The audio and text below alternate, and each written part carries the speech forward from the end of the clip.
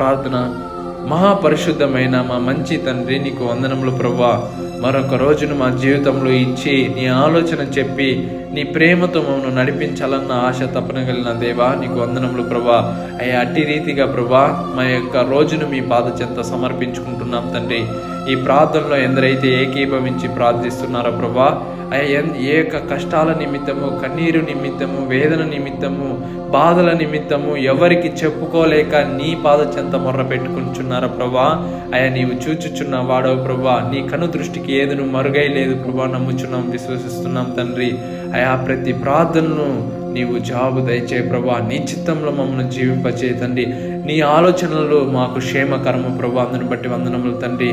అయ్యే ఒక్కరైతే ప్రభా అయా పాపపు ఊబిలో వండుకొని ఎంత ప్రయత్నించినా ఆ యొక్క పాపం నుండి బయట రాలేకుండా ప్రార్థిస్తున్నారో వారి కొరకు ప్రార్థిస్తున్నాం తండ్రి. వారి పాపమును క్షమించి ఈ యొక్క సమయంలో వారిని పరిశుద్ధపరచబోచున్నాం ప్రభా. అందుని బట్టి వందనములు తండ్రి. ఎందరైతే శాంతి లేకుండా ఉంటున్నారో, సమాధానం లేకుండా ఉంటున్నారో ప్రభా, నీ దగ్గర శాంతి ఉన్నది, నీ దగ్గర సమాధానం ఉన్నది ప్రభా. దాన్ని గుర్తెరిగి నీ కొరకు బ్రతుకుని వారికి దయచేస్తారని నమ్ముచున్నాం తండ్రి. ఈ ప్రార్థన యావత్తు నీవు దీవించి సఫలపరిచి బలపరుస్తారని ప్రభును రక్షకుడైన యేసయ్య అతి పరిశుద్ధమైన నామం పేరట ప్రార్థించి వేడుకుంటున్నాం పరమ తండ్రి. ఆమేన్.